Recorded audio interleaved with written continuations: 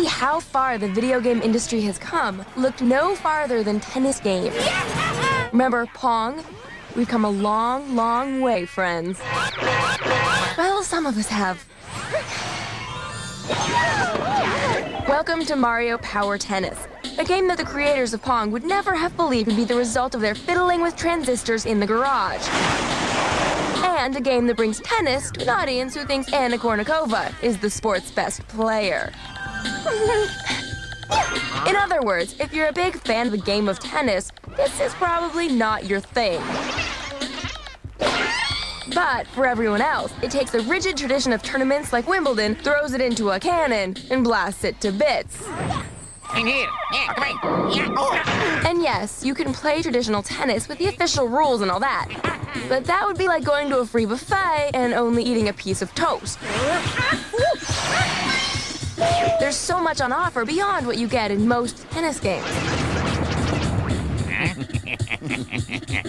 The primary mode is called Tournament, where you take on one mascot after another until you reach the top. The courts are really what separate Mario Power Tennis from the pack. There are traditional courts that can be played at different times of the day. And then there are the gimmick courts, like this one, where the tiles on the floor constantly slide. The actual gameplay is typical Nintendo. It's easy to pick up and play, but there's plenty of hidden depth for those who want it. Once your player has returned enough shots, he can perform a power shot. Just watch your coconuts. Some of these cinematic smashes are downright hilarious. And they can save your hide in a pinch, allowing you to return shots you have no chance of even reaching.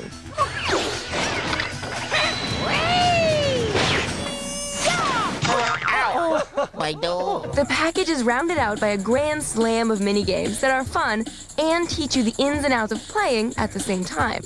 Toss in a handful of special modes like the ring shot, an item battle, and you have a tennis game that you'll come back to again and again, if only for the killer multiplayer mode. We give it a 4 out of 5. Time again to dust off your bongos and redden your palms because the simian Gene Krupa has returned in Donkey Konga 2. In truth, it's not really a sequel. It's much more of an upgrade from the original, so don't expect much new other than a new song roster, which features hits from R&B to classical to light rock. Boy, this song takes me back to early 90s when pretentious videos were all the rage.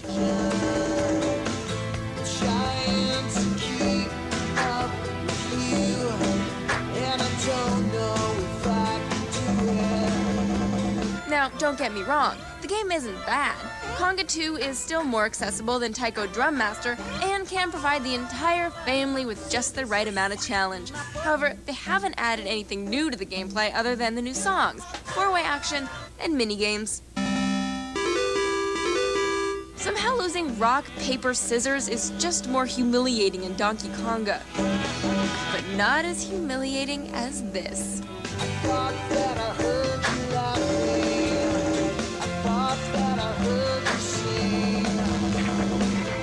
The game still focuses on the street performance mode. If you play well, you'll earn coins and then you can buy different minigames, harder song arrangements, or new bongo sounds. Like Wish You Were Here with alarm sounds or Losing My Religion to whatever these noises are.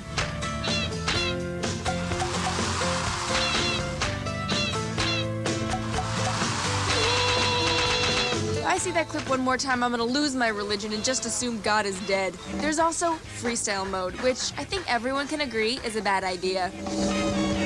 The visual look is, well, non-existent. Prepare yourself to stare at scrolling icons and nothing more. They couldn't even come up with a decent intro, just some stills of the Kong family with written dialogue. I don't know about you, but when I see monkeys, there better be some humping and feces throwing. Hey guys, what's up? Hey! Since those two things are missing, it makes us wonder why the game got a teen rating. If you want more of the same palm-slapping fun at full price, then Donkey Konga 2 is your game. For everyone else, just get an REM CD. Donkey Konga 2 gets a 3 out of 5. That's me in the spotlight,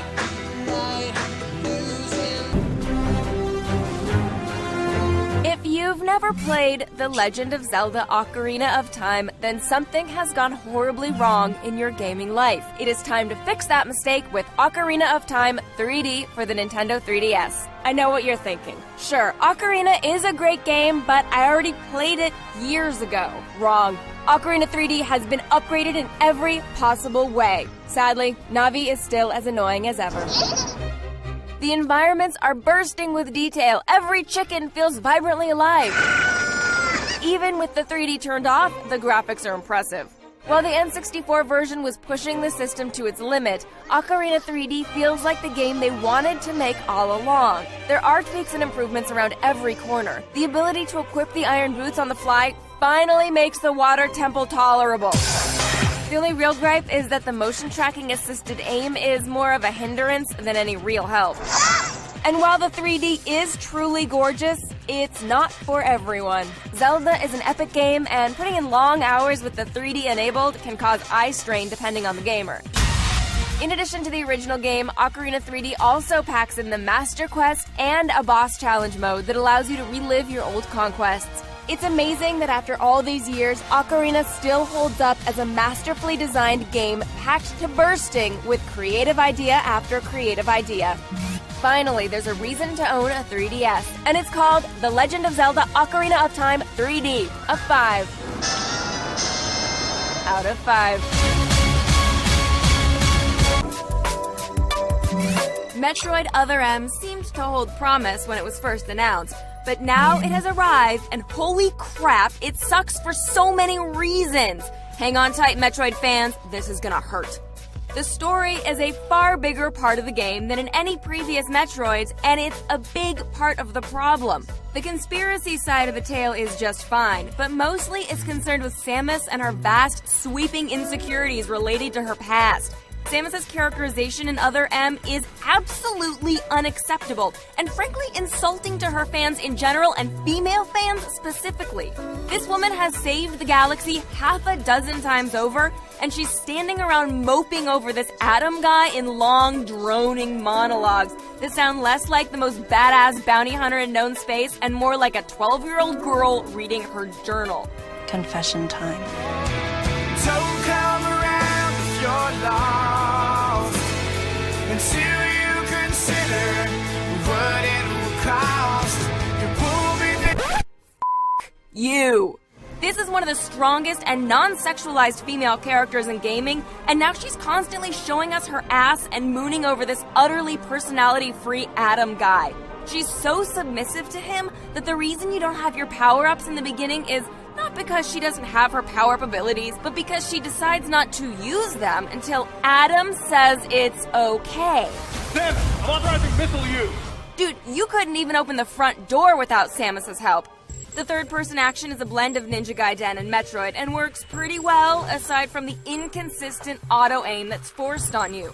First-person view is the only way to shoot missiles and scan things, and you're stuck standing still during this. The problem is that you control third-person with the Wiimote held sideways, and first-person by rotating the Wiimote and pointing it at the screen. So there's always a moment of, wait, where's my reticle, every time you switch to first-person. Boss battles basically consist of finding enough time to switch to first person and fire off a missile without being creamed. But hey, if you run low on health or missiles, you no longer have to kill enemies to replenish them. You just hold the A button and concentrate, and your health and missiles refill. Yes, Samus gets more missiles by thinking about it really hard. It's stupid. Metroid Other M is a giant pulsing morass of bad decisions. 2 massive thumbs down out of 5. What were Yoshi's agents thinking this time? I need to renovate my place in the Hamptons. My hooker bills are really adding up. Guys, we have just come up with some amazing new technology that can bring creativity back to our games. We can really do something for these kids. We just make another Yoshi game. Or we could just make another Yoshi game. That's right, folks. Corporate greed has whipped up a crappy premise and poured out poor Yoshi yet again in this latest GBA Topsy-Turvy title. Have we not learned from Rocky 5? Here's the deal. Bowser's back. No, not the Sha-na-na guy, silly. And he's wreaking havoc on Yoshi's Island. So this dude, Konga, who's clearly had too much coffee, locks Bowser away inside a forbidden pop-up book. But here's the twist. Konga accidentally locks Yoshi's entire island in the forbidden pop-up book too. Not so smart for a man with a book on his head. So, in order for Yoshi to get out, he has to complete a bunch of missions forced upon him by 6 spirits. Yoshi has to eat apples, swallow creatures, collect coins, beat up enemies. Why don't they make him write TPS reports while they're at it? Ugh, I'm so annoyed. Because the storyline sucks and the animation's uninspired, they had to come up with something unique about the game. And that would be the motion sensor cartridge that allows you to tilt things on the screen by moving your Game Boy left and right. You are supposed to be able to control Yoshi's movements. Instead, you have to control yourself from screaming while repeatedly failing missions while trying to press buttons and tilt simultaneously. So we here at X-Play suggest using Topsy-Turvy for other forms of entertainment. Or we're not here to totally bash the game. I mean, there's some educational value in it. We learned apples are good for your colon. Little creatures, not so much. Excuse you. Cameo appearances are always a big selling point. There's Audrey 2 from Little Shop of Horrors. The Rolling Rock from the Indiana Jones film. Gene Simmons' tongue. And Paris Hilton looking much better than usual. But the best part of the game are the flamboyant transitions when Yoshi turns into a boat, a ball, and a hot air balloon. Better hide this game from Jerry Falwell. Anyway, we'd like to say we didn't like Topsy-Turvy because it's a kiddie game. But even kids are going to get annoyed with the unresponsive motion sensor, the lame storyline, and the fact that there wasn't more of this. X-Play tilts this game to a 2 out of 5. Jason, Friday the 13th. Freddy, A Nightmare on Elm Street. And now Kirby, Canvas Curse. What the hell? How can a game with the word curse in the title look so sugar-coated? It's kind of like how The Silence of the Lambs didn't have one friggin' lamb in it. And the Naked Gun? Well, I don't even know what that means. Kirby is a personable little ball making his way through a magical land not unlike your average Skittles commercial. He moves with all the agility of Lance Armstrong. And he bears a striking resemblance to something Lance Armstrong once had removed. It usually takes a hot Jessica Simpson video to get my pink hero to move. Quick tap of the screen will stun your ferocious as an Ewok enemies. But if you really want to stun them, tell them Scott Peterson is receiving love letters from women on the outside. Kirby channels his inner single white female and can copy the traits of those around him. Wow, he's moving faster than Tom Cruise's courtship of Katie Holmes. And look out, Kirby's now apparently copied a trait of Ron Jeremy. Man, watch where you're swinging that thing. Ugh, you're gonna impale someone. I think that's the Naked Gun right there. Bubblegum enema coming through. And there's a nifty sub-game that can only be described as the bastard child of Connect the Dots and Electronic Simon. Connect the Dots, la la la la. It's actually quite captivating, but then again, I like to buy copies of In Touch magazine and connect the freckles on Lindsay Lohan. If I had paid attention to the top screen, I'm sure I would have marveled at the crude maps and what appears to be a Pillsbury ad from the 1950s. Kirby Canvas Curse is the first game to truly capitalize on the potential of the stylus. It's like holding the pen of God in your hand, or at least a really nice scripto. The gameplay style is as fun as it is intuitive and graceful, and it makes Yoshi's touch and go look like a little bitch. Bonuses aren't very bonusy, nor are the boss stages very bossy. But the game has a zippy pace and polished charm heretofore only found in a Kelly Ripa vehicle. This is the best use of the DS's stylus to date. Unless you count using it to scratch those places in your ear your car keys just won't reach. We're giving Kirby Canvas Curse a stylish 4 out of 5. Since its debut 15 years ago on the SNES, the StarFox franchise has blasted its way to Nintendo icon status, along with the likes of Mario, Link, and that robot from Gyromite. Okay, maybe not him. Well, guess who's back in the motherfucking house with a fat R-wing for your motherfucking mouth? Yep, the StarFox team is back, except not all up in your mouth like I said. This time Nintendo is bringing them to your DS in StarFox Command. Fox and his crew have returned, only this time, things are a little different. The StarFox team has been disbanded and scattered across the universe. Falco is brooding, Slippy is getting his toad thingy frogified, and Fox is left to traverse the galaxy with his nubile young ward, Rob, the robot. Did somebody say space and foxes?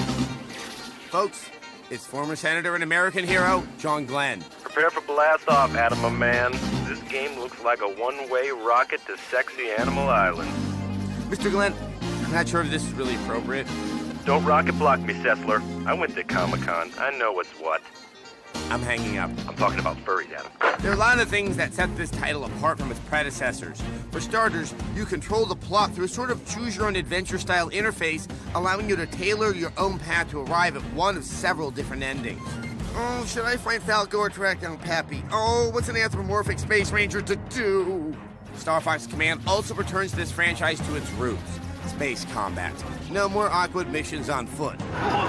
This time around, Fox and friends are all about in-flight ass-kickery. Adam, question. What is it, Mr. Glenn? How realistic is the space flight in this game? Oh, well, I mean, it's not a simulator by any means, but... Hey, that's great. Now, which one of those hot-to-trot furries is a chick? I'm not in it for the dudes, brother. I'm hanging up. My furry name is Mousy McCheesepaws. The change that's going to take the most getting used to is flight control. Instead of using the directional button, your R-Wing is totally stylish controlled. Wait, it's not as bad as it sounds. In fact, it's not bad at all. Sliding the stylus around on the touchscreen / mission map will cause your ship to dip, dive, and slippity-slide with relative ease. Sure, barrel rolls might be tricky at first, but no one said animal-based space combat was going to be a cakewalk. StarFox fans, rejoice. This game returns the franchise back to what made it great in the first place. Fast, fun, space combat. Adam, I'm turning over a new leaf. Oh no. From now on, it's all about the robo-love, baby. Coitus roboticus, my man. I got the robot from Gyromite here with me. Well, I'm just happy he found work. StarFox Command gets a 4. Mousy McCheesepaws. Out of 5. Nice. They're cute, they're furry, they battle to the death for your amusement. So what do you do when you've already caught them all? Catch them all again in Pokémon Emerald, Nintendo's remix of the Sapphire and Ruby Pokémon games. You can fight Pokémon, and capture Pokémon, and win badges to fight more Pokémon. And there you go. If you love Pokémon, play it. If you don't, keep living your life the best you can. I finished the review already. They're Pokemon. You catch them and you fight them. Ryan, it's not like we can't just run the last Pokemon review. Let's see. The box is new. It's green. It has the new Pokemon Raikou? Snakey. That's it, Snakey. This name thing is easy. The story goes something like this. You're a boy or girl who blah, blah, blah, blah, blah, and then must save the world from blah, blah, blah, blah, and then you become King Trainer or something. The story doesn't matter. Capture Pokemon and battle them.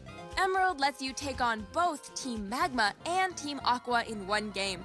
Why don't they just eviscerate you with a laser or punch you in the face instead of sending out more Pokemon? The newest addition to Emerald is the Battle Frontier. There you'll find the Battle Pike, the Battle Dome, the Battle Factory, the Battle Arena, the Battle Palace, and the Battle Pyramid. No, I'm not making this up. You'll need to beat the game first just to get a glimpse of the pastel-ravaged soil. Pokemon now sport 2 frames of action. With the 2-on-2 duels, that's a whole 4 frames of the most in-your-face Pokemon action seen since the last Pokemon game. The game gives you a lot of little new bonuses, but let me give you an example. This is my desk. This is my desk with a Pokémon. Like the added little bonuses in the game. It's nice, but it doesn't change anything. What else is new? Contests. They're not really all that new, but they're back. Pokémon packs one of the most robust RPG engines in a plush toy.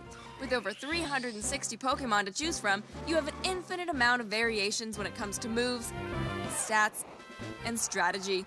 Hidden values, such as happiness and IV, can change how or what Pokémon evolve into. The breeding system alone would make Gregor Mendel wet himself. What? I wouldn't waste a Watson and Crick joke on a Pokémon game. The problem is you can play through the game without touching the deeper fluff. Unless you're looking forward to hours of walking, attacking, walking back to town, and healing, this game is not for you. If you're the kind of guy who thinks your level 75 Tropius can so kick my Kombuskin around Hoenn, then you already have Ruby and Sapphire and you don't really need Emerald. Pokemon Emerald dishes out a solid gaming experience without bringing anything new to the plate. That's why we give it a 3 out of 5. Mario! Mario? Mario! Wherefore art thou, Mario? He's somewhere in Luigi's mansion. Finally, Luigi steps out of Mario's shadow with a flashlight, and this game has got the goods. You play in a mansion with old furniture and other bad things. If you want to save Mario, you gotta clean out all the ghosts. And you don't do it by jumping on their heads. It's more civilized. You use a flashlight to freeze them and a vacuum to seize them. You also have a Game Boy Horror that allows you to get some clarification on your situation. The AI is clever. Naughty ghosts will pop up behind Luigi when you least expect it.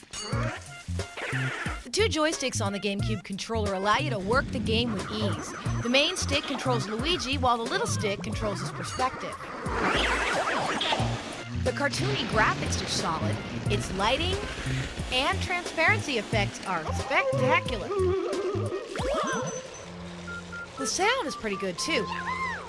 Hearing Luigi scream for his brother will put a smile on anybody's face. Mario! Mario! Luigi's Mansion only takes 10 to 20 hours to complete, but it's a well-conceived game that's worth every second. We give it a 4 out of 5. I had heard through the grapevine that F-Zero GX for the GameCube was challenging, so in preparation for the review, I decided to get my sorry ass in gaming shape.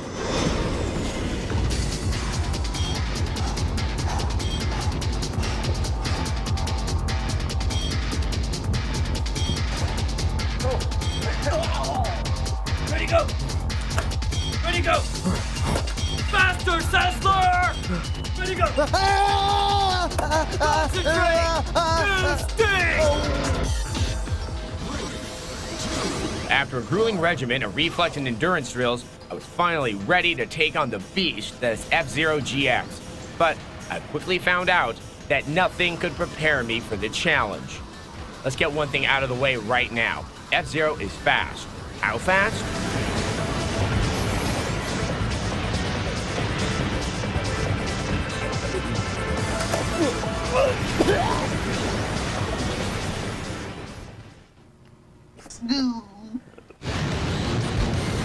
This is easily the fastest racing game ever made. Your eyes will dry out because you can't blink or you'll miss a turn. Hydrate! Yes, sir! Hydrate! Yes, sir! Hydrate! Yes, sir! This brings up F-Zero's biggest flaw, its difficulty balancing. It's not uncommon to blaze through all the races in a Grand Prix, taking first place each time, only to lose all your continues on some insanely unfair track. Of course! Ow! Once you get over the fact that it's insanely hard and practically impossible at times, you'll be just fine. Of course!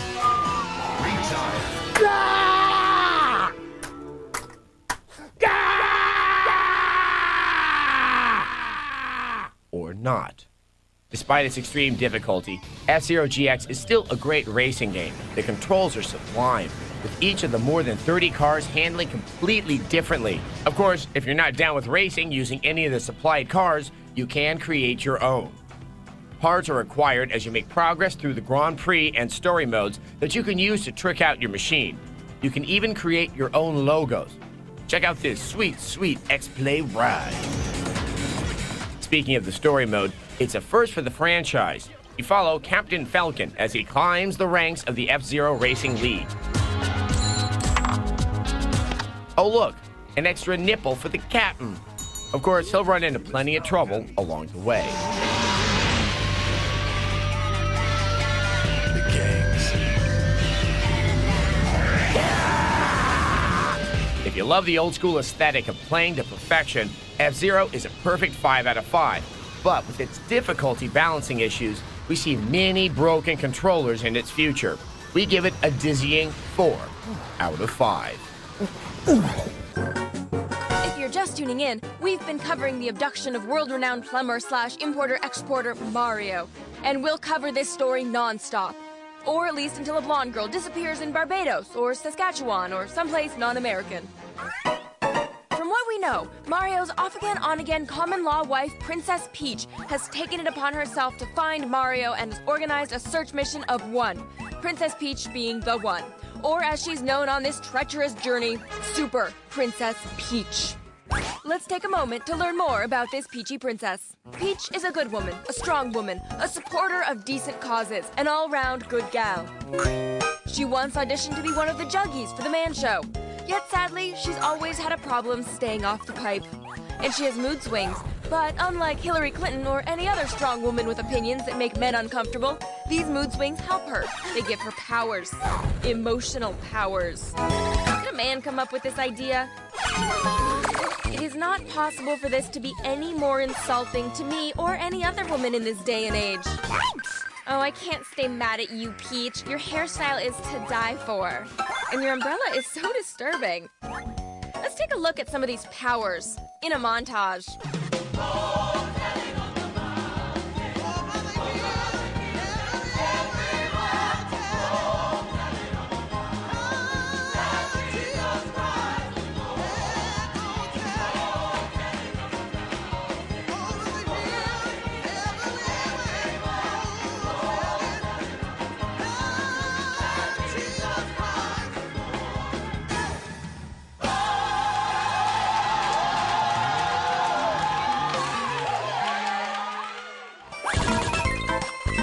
Assumed that the princess will accumulate tons of wealth in her search for Mario. That's right, the rich get richer. Hopefully, if things go well for her royal worshipfulness, her journey won't take a long time. Not long at all. And it looks like it's going to be a fun adventure for all of us. We'll bring you more news as it comes in. Super Princess Peach gets 4, sisters are doing it for themselves, out of 5. Once dragons and man coexisted. They shared a peace forged in wisdom, a peace that lasted generations. Then everything went to hell. Yes, this is the bizarro intro of Fire Emblem for the GBA. Thankfully, things get a little better from there. See, the dying words of Lord Hemlem stun Eliwood beyond belief, where he has to travel to this place and end up leading an army against a bunch of bad guys. Don't make him angry. You won't like him when he's angry. You'll be directing the actions of Eliwood's units from an overhead map divided by a square grid, similar to the game Chewbacca and R2-D2 played on the Millennium Falcon. Take into account various battlefield conditions and the weapons your force wields against the enemy, for the lives of your troops are in your hands. Your troops belong to general classes such as horse-mounted cavaliers or axe-wielding fighters. But you'll come to know each one personally by a distinct portrait and dialogue. What is this, a soap opera? I love you. Come on, let's get back to the action, people. Okay, much better.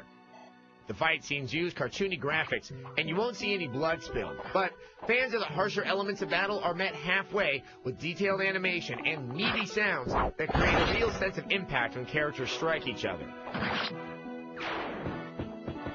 The great translation lends a bit of weight to the serious, though not at all dark, story.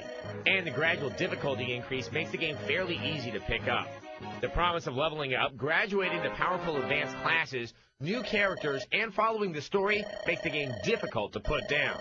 The musical score and bright graphics are both high quality and hold up well full screen on the Game Boy player. We give Fire Emblem for the GBA a 5 out of 5. Wait a sec, did I read that right? Oh yeah, a 5 out of 5.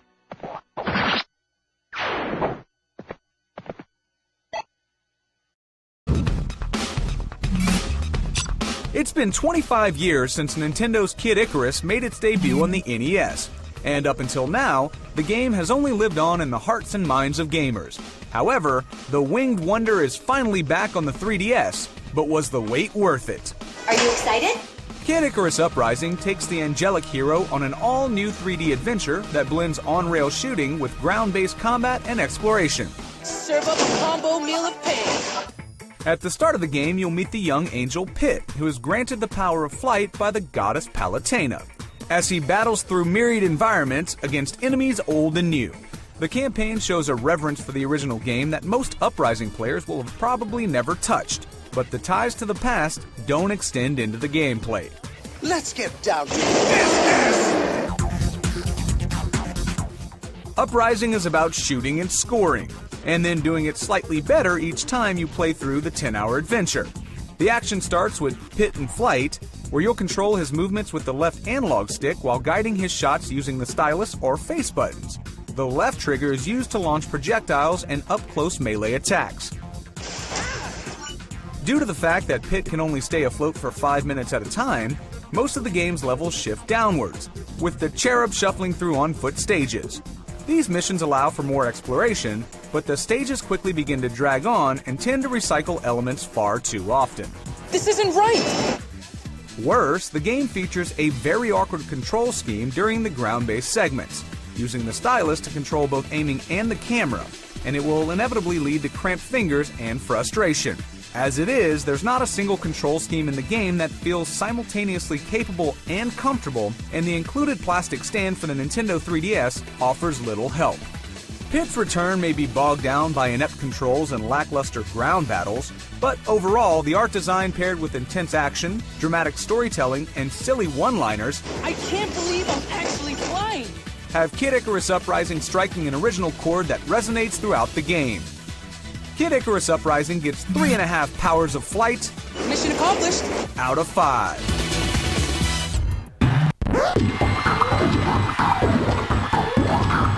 We'll give you one guess. What game is this? Need a hint? Yeah, it's WarioWare Mega Party games for the GameCube. What other game could be this strange? We absolutely love the Game Boy Advance version of WarioWare.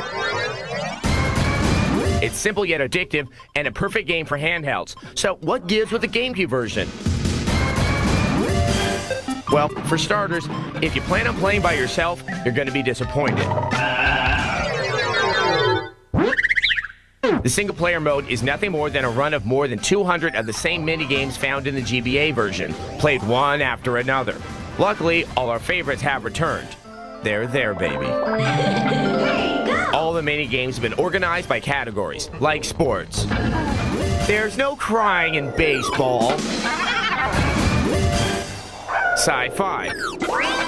Where are the brakes? Even all the Nintendo minigames have been organized into one space. Hadouken! And then there's the category we like the most, strange. What the hell is that? All the boss fights from the GBA version have also returned, including our favorite, Punch-Out. Another point of contention is the visuals. Hey, these are the same exact graphics as the GBA version, and they didn't even manage to fill up the entire screen. The saving grace of WarioWare Mega Party games is the multiplayer modes. This game was clearly designed with parties in mind. The most simple multiplayer option is players taking turns until there's one player left standing. Another is you playing a version of Hot Potato, where the person playing minigames when the balloon explodes is eliminated. But the most fun to be had in this game is where 3 players use their characters to block the screen while the 4th player tries to complete minigames. It's as erratic and frantic as a monkey with an Etch-a-Sketch. Get out of the way. Go! With no new minigames, 16-bit graphics, and a ridiculously simple single-player mode, it's hard to recommend WarioWare Mega Party games as a purchase. But if you're looking for a rental for your next living room throwdown, the multiplayer is about as addictive as it gets. We give Wario and his wares a 3 out of 5. Impossible John Woo action? Check. Mullet? Check. Annoying camera angle? No. This isn't the Metal Gear I knew. Something's different about you. Have you lost weight? Maybe you've been remixing the Metal Gear Solid 3 Subsistence. And hallelujah, I can see!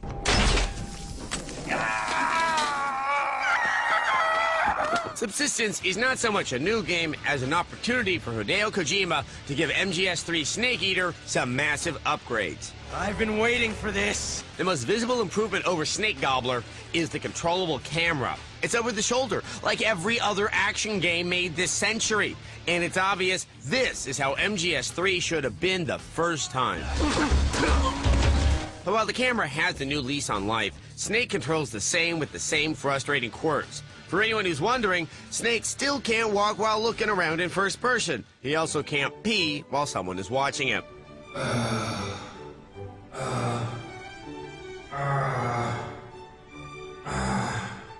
Do you mind? You're making it crawl back up. What he can do is kick more ass than Chuck Norris in all 9 seasons of Walker, Texas Ranger. Did you know that like Chuck Norris, Hideo Kojima's tears can cure cancer? It's a pity Hideo Kojima has never cried. He has not yet found an emotion to carry into battle. Snake has new camo and face paint options, as well as new difficulty levels. But aside from that, you experience the same nosy guards. I see him! Same disgusting food. This is horrible. Same monologuing villains. I am the Fury. The flames of my rage will incinerate you. Wow. Anger issues. Subsistence retains the incredible sense of presentation found in all the Metal Gear games. And the quirks we love so much. Since when did the dead get so whiny? My neck! Oh, my neck! And Snake sleeps in a cardboard box, like Nick Nolte.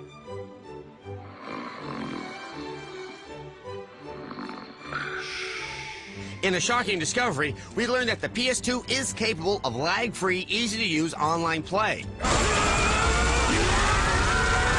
The Persistence multiplayer is a huge addition to the franchise. Game modes include all the usual suspects, plus a Snake versus Guard mode where a nigh-invisible Snake competes against a group of heavily armed guards. While fun, be prepared for a steep learning curve. A ridiculously steep learning curve.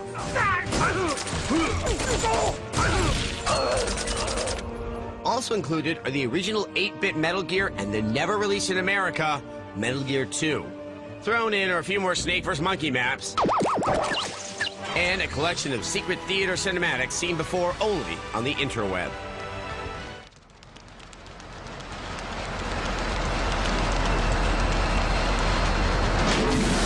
So there it is, new camera, multiplayer, secret movies, multiplayer, and multiplayer. If they have just fixed some of the control problems, it might be perfect. Almost. I give up. With a $30 price tag, all the new content is a pretty good deal. Metal Gear Solid 3 Subsistence is awarded a 4. We did it! Out of 5.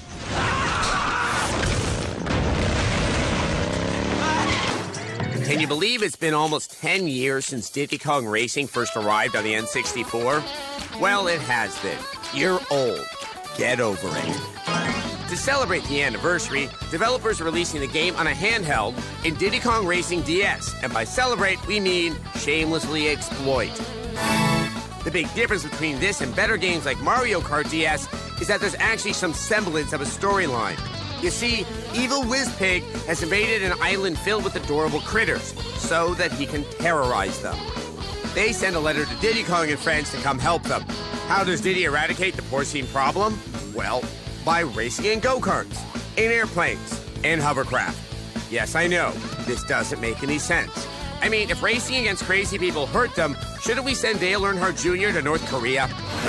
At the beginning of each level, you can give yourself a speed boost by spinning your wheels or blowing on your DS to get your propellers turning. It might sound fun, but we promise you'll get sick of spewing hot air in no time flat. Other additions are more welcome. You can play a balloon popping challenge on each course after you beat it. You control the camera with the touchscreen and use the stylus to burst as many balloons as you can. It looks simple, but it's actually surprisingly addictive. But that's about all that's habit forming. The original voice acting has been painstakingly re-recorded from the ground up, and it's terrible. What was wrong with Taj the Genie's old voice? I am the genie of the island. Okay, yeah, it was kind of stupid, but at least it made sense. Here's what he sounds like now. Ugh, I just got chills. On the plus side, you are able to upgrade the handling and look of your vehicle, provided you collect enough coins. Banjo the Bear and Conquer the Squirrel had to be removed from the game since Microsoft now owns their immortal souls. In their place, we get Dixie Kong and Tiny Kong. Man, who the hell remembers those characters? That's like showing up to a David Bowie concert and getting Chris Daughtry instead. But even with that addition, you're still way better off just buying Mario Kart DS and pretending you never heard of this wannabe. Diddy Kong Racing DS gets 3 Alakazams out of 5.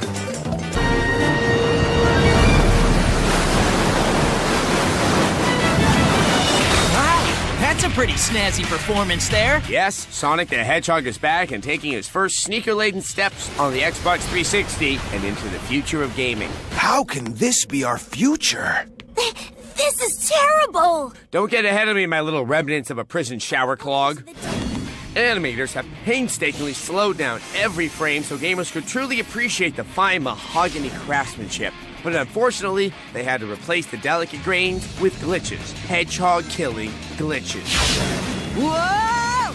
Not to say that the deficit of adequate controls and aiming hasn't taken out more furballs than the Turks during World War I. They have. Oh, and the camera. That swinging heifer unable to locate a solitary enemy on the screen. Go ahead. Locate the boss. Don't look towards Eggman's insidious devices to hand you your toe tag.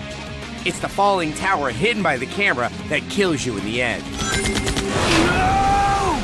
At times, you can almost catch a glimmer of what next-gen Sonic could have been through the higher quality cutscenes. Not that they're all of highest caliber. Okay, you be careful, Tails. Or help make any sense of the story. His power can change time and even manipulate the fabric of time itself. And the barely legal furry undertones tend to stand out, especially if you do this.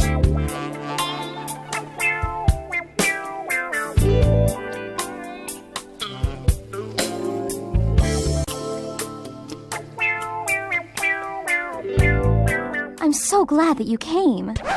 Despite what you think, Sonic is not about losing the princess, saving the princess, losing the princess, going back to town, saving the princess, seeing how fast an underage girl can pick matted blue hair out of her teeth, and dramatic pause.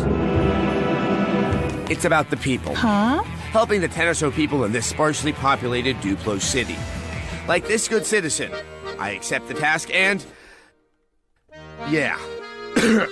Okay, and we're back, and she's telling me what I already know, and... what? Were you hoping to see more Shadow riding around a car, Silver missing every throw, or hours of my life wasted just pushing forward? So here's the puzzle. Obviously the number 5 is missing. I make my selection and... the loading screen is the mortar that keeps this house of Usher together.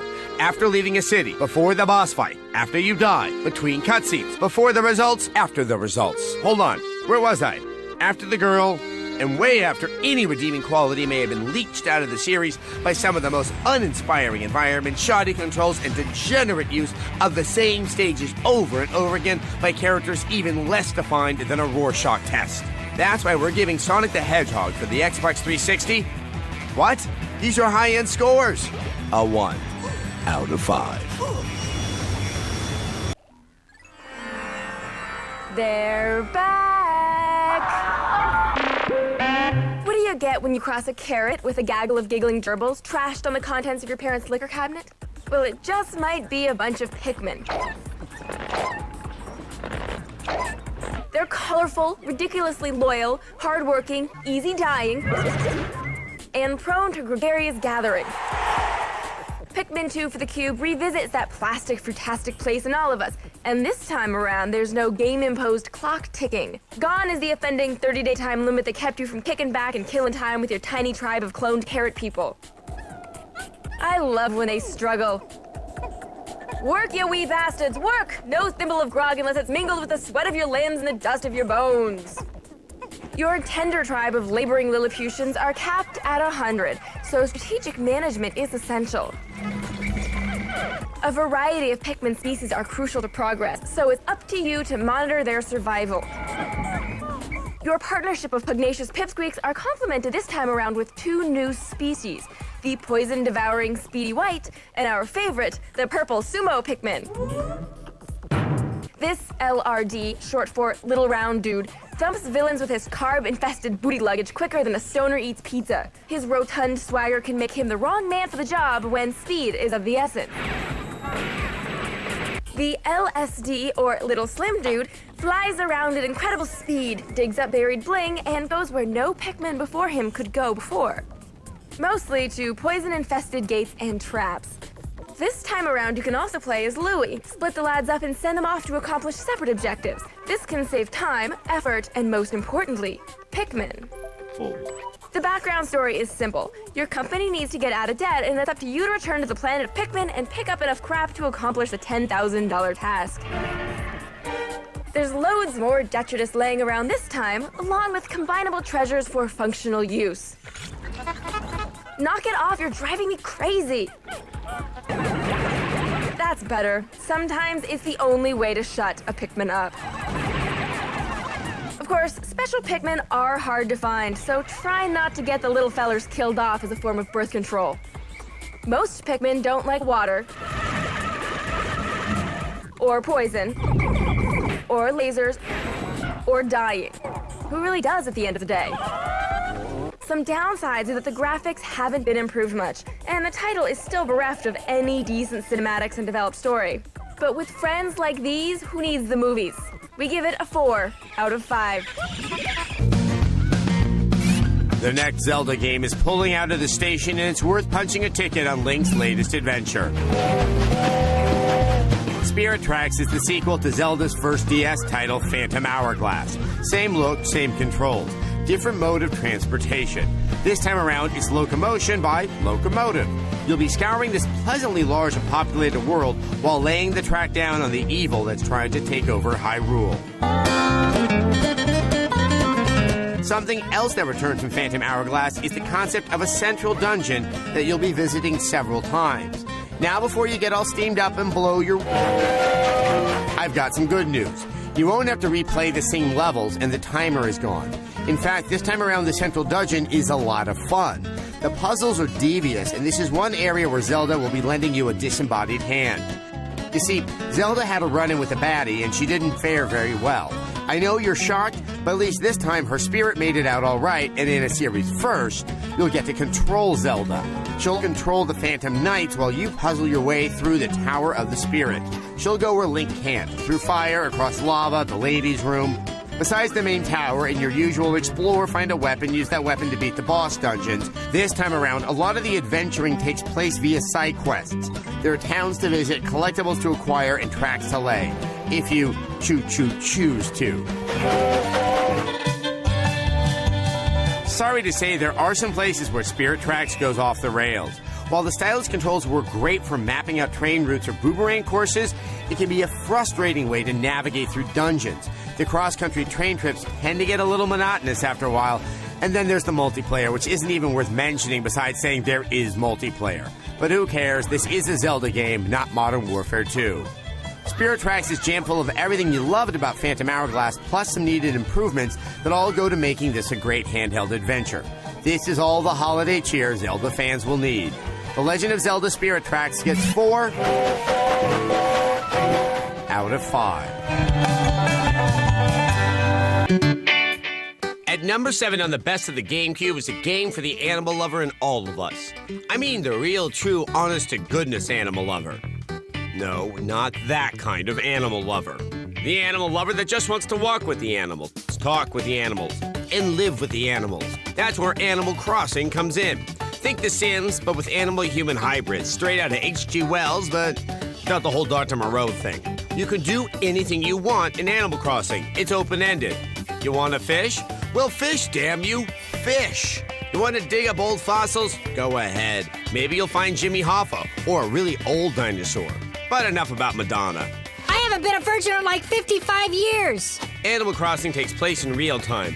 Hours go by, months go by, things change. Like at the beginning, you might live someplace similar to my bachelor pad. Over time, if you take on the odd job and help out your little fellow villagers, you just might get a swanky new place like this. Smooth. To celebrate Mega Man's 15th anniversary, Capcom has released Mega Man Anniversary Collection on the PS2 and GameCube. Okay, so Mega Man's 15th anniversary was in 2002, but hey, who's counting? The stars of the show are the classic Mega Man games. They may not look as good as you remember, but they've lost none of their challenge. Seriously, these games will kick your ass and leave you bleeding in the parking lot. Old school gamers will get a nostalgic rush. Newbies will get to see what it was like back in the day when we didn't have all these fancy memory cards and hard drives. In 1987, we finished games in one sitting, and we liked it. Playing them back to back, the games are strikingly similar. Yes, Mega Man 2 is a masterpiece of 8-bit game design, but can you tell me which game this is from? Only a devoted fan would know it's Mega Man 5. This perhaps says more about the innovative nature of the early games than a lack of quality in the later ones. The exceptions are Mega Man 7, the series' first foray into 16-bit territory, and Mega Man 8, a multimedia extravaganza from the Saturn and PS1 that still looks good. You might want to skip the cutscenes, though. Hey, Zach! Why must they fight you? We are not enemies! Shut up! Apparently, Dr. Light has been taking speech classes from Elmer Fudd. Something this powerful must not fall into the hands of evil. And I liked it better when the enemy robots didn't talk. You can call me handsome guy. Wow. A word of warning, if you're torn between the PS2 and the GameCube versions, the PS2 version is the way to go. The GameCube version of Mega Man Anniversary Collection has the jump and shoot buttons reversed, making the games extremely hard to play. If you're a fan, you already own this. If you're curious about the legacy of the little blue guy, this is a great way to experience it. Lovers of tough, no-nonsense platforming will find a challenge worthy of their skills. Oh, screw this. Mega Man Anniversary Collection nets itself a 4 out of 5.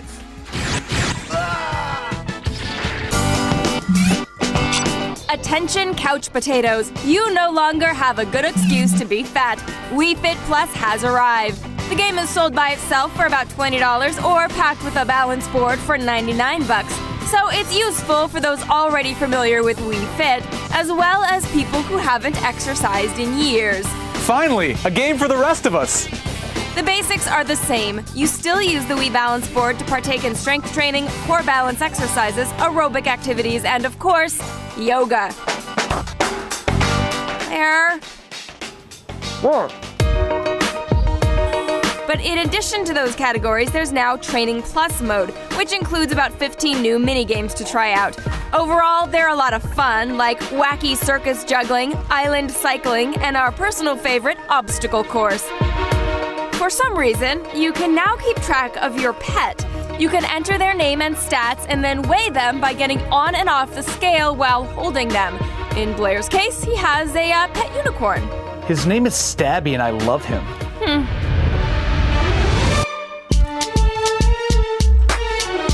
You can pick from a set of pre-crafted workout routines, or you can customize your own. Wait, why are you sweating so much? I'm having hot flashes. Blair, you can't have hot flashes. Oh, did I say hot flashes? I meant quesadillas. You can trade off turns in multiplayer, which is new to the franchise, and we're happy to say that they added a calorie counter. In fact, you can even choose a goal food that has the equivalent number of calories you want to burn off. Ooh, I choose you, Flan. Overall, this adds enough new content to satisfy Wii Fitness buffs, and newcomers will find a pretty extensive amount of options to choose from. And remember, when all else fails, supervise. You're not really that good at this. I would say on a scale of 1 to 10, you suck. Wii Fit Plus gets a 4 out of 5. Do you have a callus on your finger, and is your shoulder hurting too? If so, there's a good chance you've come down with Pac-Man fever. Or you've been surfing the internet with one hand too much. But if you're suffering from the former, then rest easy, because we've got 5 cc's of Pac-Man World Rally on the way. Stat.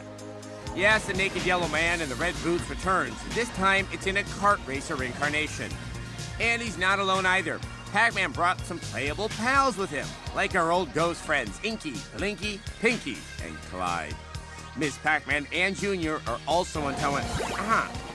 Miss Pac-Man. Still, huh? I guess the P-Man couldn't ever get her to tie the knot. So I suppose that makes Junior a bastard, or maybe they're brother and sister, which would make Junior an inbred mutant freak. Well, it's probably best not to dwell on it. Anyway, the cast is rounded out with Pac-Man, Pac-Devil, Spooky, and Irwin. Irwin's the villain from Pac-Man World 3, in case you were wondering. I was. At first, I thought he was the accountant Larry keeps killing from Sit and Sleep. World Rally comes with a variety of race modes like time trials, death matches, and the heart of the game, the cup races. The courses here are well designed, fairly entertaining, and of course, treacherous. You'll be asked to dodge obstacles like giant spiders, crazy deer, and suicidal penguins. You'd better enjoy this ice level now, because according to Al Gore, it won't be here in about 20 years. The courses aren't the only source of danger, as players and opponents arm themselves with an assortment of weapons found throughout the tracks. It's nothing we haven't seen before. You've got your bombs and your projectiles. One offensive option of note happens after you've swallowed enough of the famous Pac-Man pellets. Once you've met your quota, you're able to hit a button and transform into a giant Pac-Man, while all the other racers are changed into ghosts, and then, well, you eat them. The controls are exactly what you'd expect, allowing veteran kart racers to instantly dominate the easier tracks. Although, I think it makes Pac-Man a little overconfident. He has a tough time keeping his eyes on the road when an adversary comes near. Would you please watch where you're going? There's plenty of nostalgic sound effects for the hardcore Pac addict, like when you gobble pellets, when the Pac Reaper comes for you. And for the hardcore Namco fans, they threw in a track in Katamari Damacy Land, and while the rolling Katamaris don't collect you for the space furnace, they still hurt. The bottom line is, World Rally doesn't really get anything wrong, but it also doesn't offer any true standout features either. We get Pac-Man World Rally a 3 out of 5.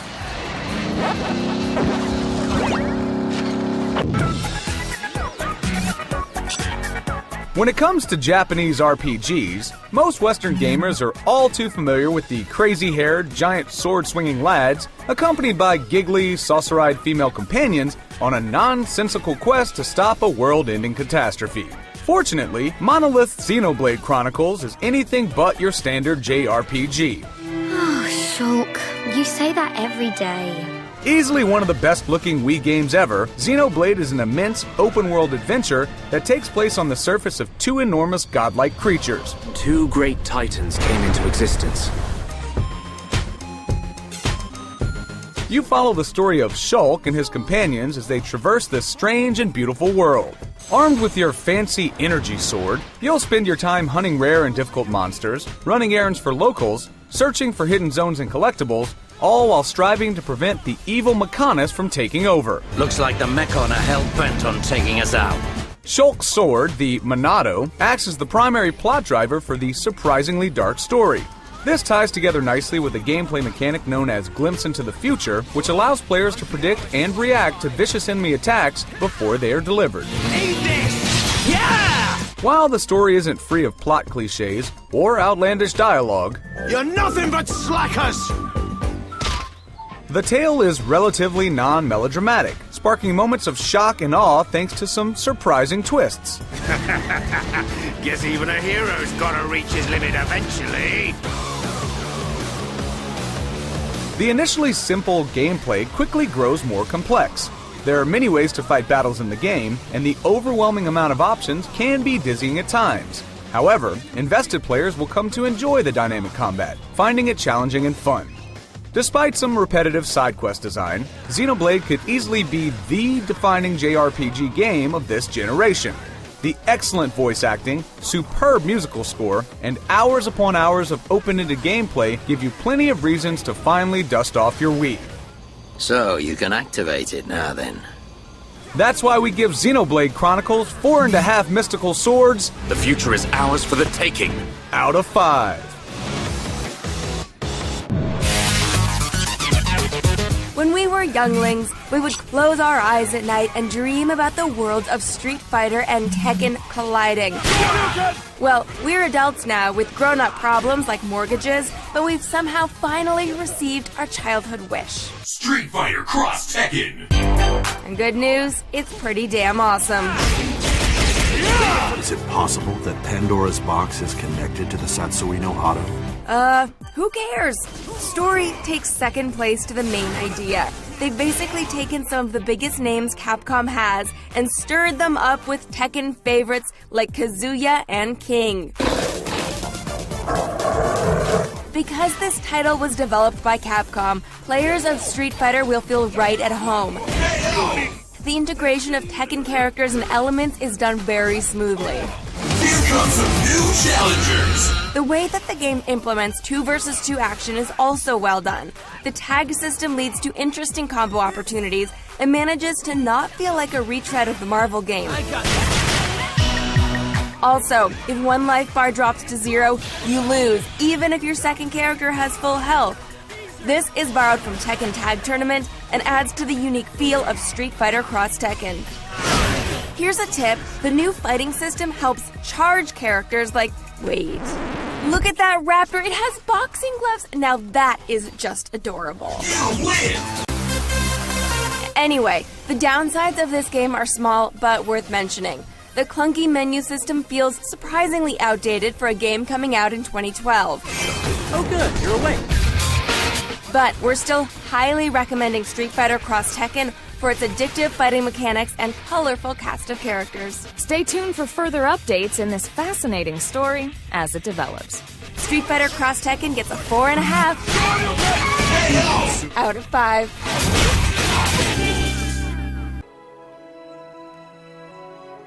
I'm clashing your head.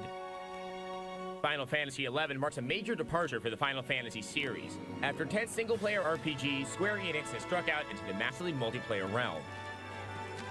After slogging my way through the clumsy interface, I'm ready to create my character. Let's see. Okay, not into this cutesy-wootsy Monchi-cheat thing. I'll go with a hot cat girl. Yeah, that's normal. The world of Vana'diel is pretty standard fantasy. It's formerly pure, but now it's under siege by some kind of evil. Only you and thousands of other players can save the place from the rampaging hordes of orcs and other monsters. Like this evil sheep. What? You've never seen evil sheep before? They're bad. Oh, sorry. Most of your time in Final Fantasy XI is spent killing things to gain experience, which will then let you level up, so you can kill bigger things for more experience and level up some more. For instance, you can kill these bunnies easily. Leveling up your bunny slaughter seems like a great idea, until you run into a bunny that can kick your ass just by thinking about it. There's no warning. You just die horribly at the hands of Uber Bunny and earn a nice experience penalty. Then you go out, and just as you get back to where you were before, here comes the murder machine with the motor in its nose again. Ah! Morgan! Yes? Ah! You do this. Okay. I'll just switch over to my white mage guy. Off we go. Okay, Adam isn't totally off base here. Final Fantasy XI's interface is awkward at first, and you do run into the occasional Uber rabbit. However, there's plenty of good stuff too. It's certainly one of the prettiest massively multiplayer games around. The environments are incredibly detailed, and just wandering aimlessly is a treat. The character selection is slightly limited in the number of faces you can choose, so expect to see a lot of identical people around. Thankfully, the jobs and abilities you can earn are anything but limited. You start out with a main job, like warrior, white mage, and that kind of thing. Later, you can add on a sub-job, which lets you earn the abilities of another class. Final Fantasy XI encourages you to experiment with this. Switching jobs carries no penalty, and the game even rewards you for it eventually. You'll also notice a lot of Japanese players around. Final Fantasy XI has been online for a while in Japan. Not only is the game stable and smooth, but most people are experienced and really nice and helpful. See, if Adam would actually talk to people, he might enjoy this more. If you're not into the massively multiplayer thing, Final Fantasy XI probably isn't gonna change your mind. But fans of this kind of game will find a lot to love here. Chalk up Final Fantasy XI as a 4 out of 5, bunnies and all.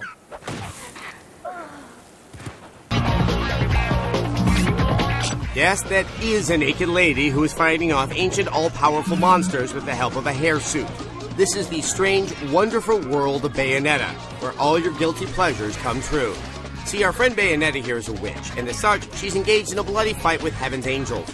But why should we explain the plot when you can discover all you need to know through heavy-handed exposition? 20 years ago, you woke up stuck in a casket at the bottom of a lake. All you can remember is that you're a witch. But now, you're stuck because you gotta sacrifice our halo-wearing friends every day or they'll drag your ass back down to hell. Thanks, but if I'm Bayonetta, why are you explaining my situation to me? If I needed a biographer, you wouldn't be my first choice. Anyway, this game isn't about the plot details. The heart of Bayonetta is the silky smooth gameplay. The combat here is some of the best around. You can activate witch time by pulling up certain dodges. By doing so, time will slow down, and you can string together brutal attacks before the bad guys can react. The game also features torture combos, which lets you add Iron Maiden-based insult to injury. Good thing Oral Roberts isn't alive to see this. You look tired. Let me tuck you in. What's cool is that the fighting system inherently offers a lot of replay value. Gamers who really learn to mine the combo system will want to play through the action several times to max out their scores. If the fast-paced shooting and over-the-top action reminds you of Devil May Cry, well, that's not a coincidence. Bayonetta comes from Hideki Kamiya, who also directed Dante's first adventure. Do we know each other?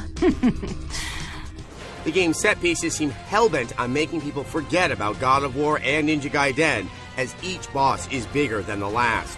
Of course, it's not a perfect package. The voice acting, for example, ranges from grating, as long as there's music, I'll keep on dancing, to completely obnoxious. I still don't get why the hell you dragged me out here for these things. Who in the game staff thought a Joe Pesci sound-alike could actually provide comic relief? Forget about it. And some of the gratuitous nudity and sexual innuendo seem more creepy than campy.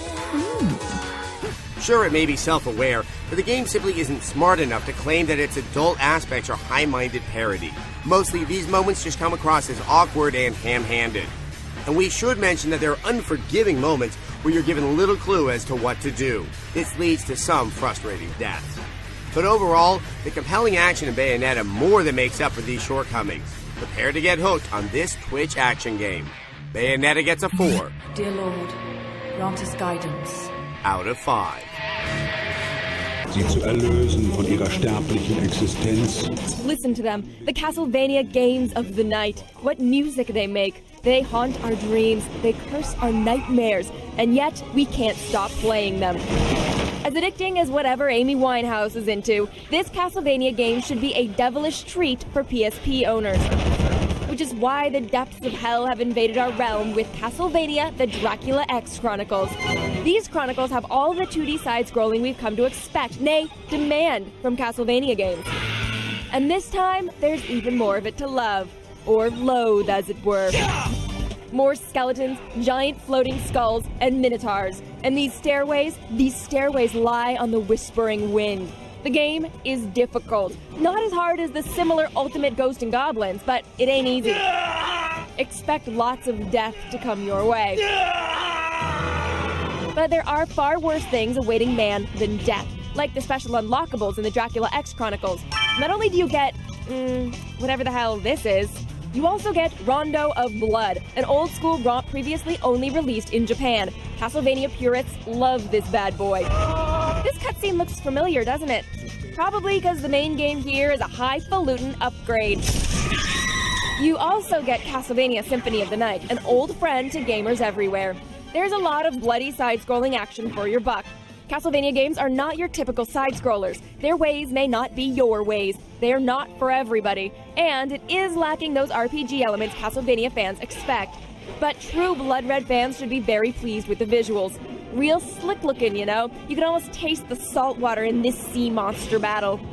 Mankind is certainly better for Castlevania. Ha! Mankind! A cesspit of hatred and lies! Ease up, Drac. We're giving you a good score. Castlevania The Dracula X Chronicles gets 4 Nosferatus out of 5. This is Persona 4, an RPG for, get ready, the PS2. Yeah, they're still making games for it. To those of you with the means and determination to dust off your PS2s and head back to a simpler time, you just might be rewarded with what may be one of the best RPGs of 2008. And I bet you thought I was automatically gonna bash it. Shame on you. No! Like its predecessors, this Persona finds a band of uber-trendy contemporary Japanese teenagers struggling to balance school, an active social life, oh yeah, and fighting monsters in a strange maze-filled world that lives inside their television sets and appears to be involved in a string of grisly murders where people get strung up on power lines. You know, the usual. Jeez, this thing's really weirding me out. Although the combat system is still your standard turn-based fare, its stylized presentation, fast pace, and added control over your whole party make each encounter exciting and worthwhile. Sensei, you knocked it down! Nice! When you're not battling monsters in the shadow world, you're making friends in the real world. At least you should be, as this added social aspect to the game will increase the powers of various personas you'll use in battle. Persona 4 only manages to stumble in a few areas. Those familiar with the series will no doubt recognize that a handful of enemies and personas have been recycled from previous titles. If you're not familiar with the series, you won't notice that, but you might notice Persona 4's surprising difficulty. Even on the beginner setting, some of the bosses are frustratingly tough. These are passable offenses, though, as the rest of this game is well worth digging through your closet to get at that PS2. Persona 4 gets a 4 out of 5. You remember your first time? You know what I mean. The first time you ventured out upon endless plains to battle the unknown terror that awaits every step. The first time you stepped upon uncharted lands filled with men whose tongues loosened with the sound of gold. The first time you grabbed a fistful of feathers as the wind whipped through all 7 polygons of your hair. The moment that it all came together and all fell apart into endless night. If RPGs are the stories of the video game world, then this game would be a sonnet for anyone who's ever been in love, one turn at a time. Dragon Quest VIII Journey of the Cursed King breathes new life into a classic design. Better known for its 2D journeys, this latest quest breaks through the final dimension with astounding results. But love takes more than a sumptuous facade not to scare the fickle heart of a fanboy. Cool, blimey! Like that old high school sweetheart of so many years ago, Dragon Quest hasn't changed a bit from its days on the NES. Sure, she might have grown her hair out, but she still wears a fighting system the same way you remember. Simple and balanced. Besides a few bells and whistles, Dragon Quest avoids the soul harvesting and grid orbs of other games to focus on leveling. Don't think of them as monsters, but as old friends from days past, each with their own look and playful style. Colorful bosses with larger-than-life attitudes I hate this tender. impede your every path. Journey as a soldier without a country, with a king tainted by magic and a princess without her beauty. Hey, the old princess is back. Other lost souls yearning for adventure and excitement will join your quest to lift a curse and bring justice to the evil jester Dolmagus. Scenes unfold before you with a bit of mystery. Come with me. A sly tongue. Are you a complete fool? And a Cockney accent. An epic tale full of laughter, thrills, and tears. The story may be thin, but the portions are plentiful. Why, it's enormous! On the far-flung fields of Dragon Quest, adventure only comes in one size: epic. With the wind at your back and a song in your sail, explore cities with a look and feel all of their own. Rolling hills will tempt you with the call of the siren's song, every horizon clinging to a sheer veil of mystery. While away the hours at the casino or partake of the arena battles with your own brigade of monsters. With only a whistle, your army of frightful fighters will come to your aid. Few games have held on to their roots while expanding their world like Dragon Quest. At the end of the night, you'll want to save the last dance for this game. That's why we're giving Dragon Quest VIII for the PS2 5 kisses out of 5. Thanks for the memories. In a dingly dell at the foot of Spiral Mountain, we find Banjo and his feathered friend Kazooie beneath the warm sun of contentment. But wait, a sound. Better take a look. Holy balls of Cheney, it's Gruntilda, Banjo's leading head of hate. The Lord of Gangs materializes with a face full of Pong and restores Banjo and Grunty to fighting form. Now, Banjo-Kazooie nuts and bolts may disappoint true friends of the Bird and Bear. Emphasis has been shifted away from platforming to a more mechanical element. The world of magic has been de-emphasized for a more Rube Goldberg and Mousetrap type of problem solving.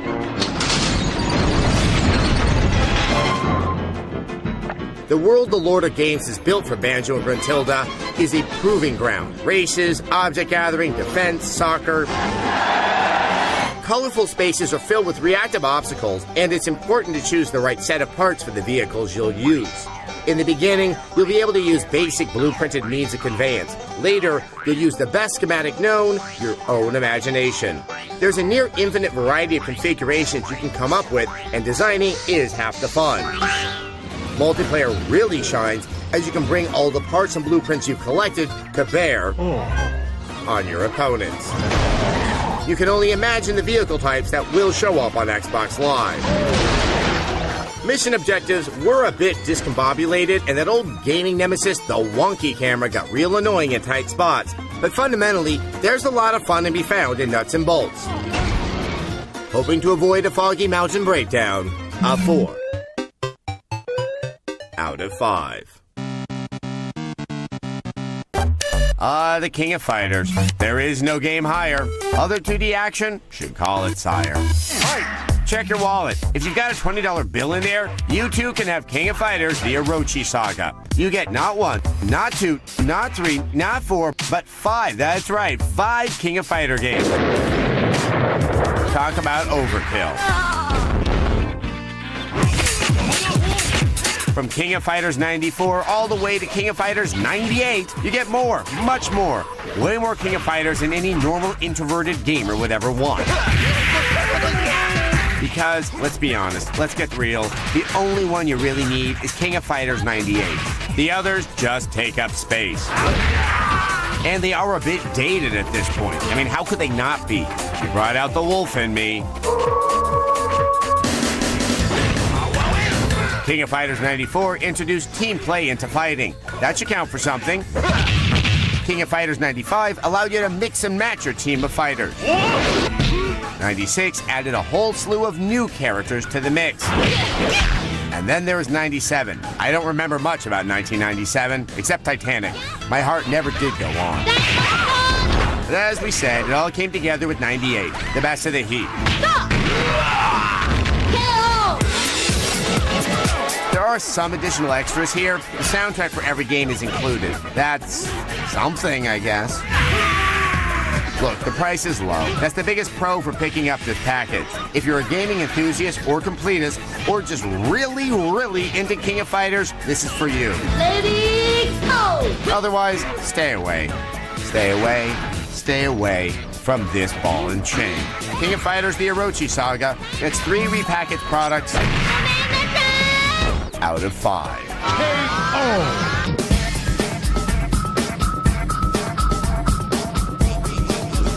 The The wait is finally over. After 2 years of development and a lengthy open beta, the final version of Minecraft has arrived. Minecraft is already an industry phenomenon for very good reason. Building, crafting, and adventuring doesn't get much better than this. You have to admire its indie spirit. Minecraft's procedurally generated landscape and resources provide limitless possibilities. For a game comprised solely of blocks, Minecraft is a beautiful creation. The blocky design is uncommon in today's realism-obsessed industry, but that's what gives the game its charm. There's no room for blank page syndrome when you've got a whole biosphere in front of you. With so many creation algorithms, climate changes, and various terrains to play with, you'll find yourself mindfully constructing an intricate world you can call your own. Building is the game's most obvious hook, and while great works require great effort, be thankful the UI doesn't get in the way. No clunky pop-up menus and selection wheels here. You can do a lot in Minecraft with just 2 clicks. One to pull blocks into your inventory, and another to spit them back out. And while Minecraft may feel like a massive Lego set, it's also an engrossing survival game. At nighttime, your pristine cube world will be invaded by monster spiders and exploding creepers, so you must either hide or fight to save yourself and your land. The lack of traditional plot, map, or story may provide for a more open experience, but there's no official documentation to guide you through it. If you want to figure everything out yourself, well, best of luck to you. But if you look online, you risk having all the secrets revealed by clicking the wrong link.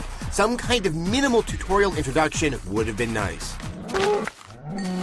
Minecraft is highly addictive and has that I have to explore just one more cavern or build one more railroad line vibe. That makes it almost impossible to put down. What you get out of this game is entirely up to you.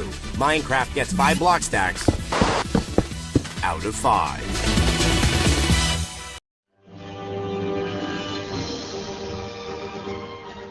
Despite what some might assume about Kingdom Hearts, this seemingly unholy marriage of Square and Disney has actually resulted into one of the year's best titles. It has its share of search and exploration, non-stop battles, of course more Dalmatians than you can shake a key weapon at. You play Sora, a young man who has been chosen to stop the Heartless, dark creatures who are stealing people's hearts. Moreover, the Heartless's mysterious leader has unlocked paths to various worlds, and it's Sora's job to seal the locks. Yet with all the Disney and Final Fantasy star power, then have it your way. The true star of Kingdom Hearts is actually the gameplay. Never before has an action RPG pulled off such consistently frenetic battles with a manageable control scheme.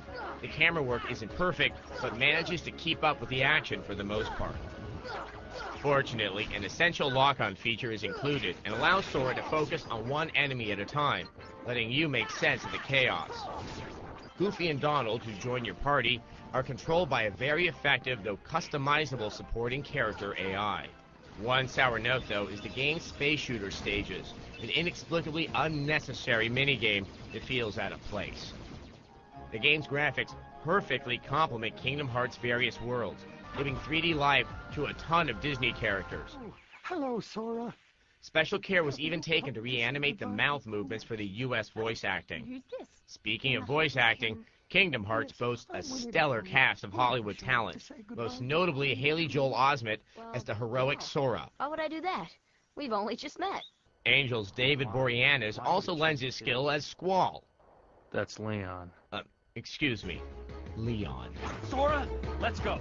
And pop singer Mandy Moore effectively pulls off a resurrected Aerith. Those were my thoughts exactly. The renowned charm of Disney's characters, the stylistic panache of Final Fantasy folk, and a well-designed gameplay makes up for Kingdom Hearts' shortcomings. It's a release that should please both young gamers and older RPG veterans alike. We give Kingdom Hearts a 4 out of 5.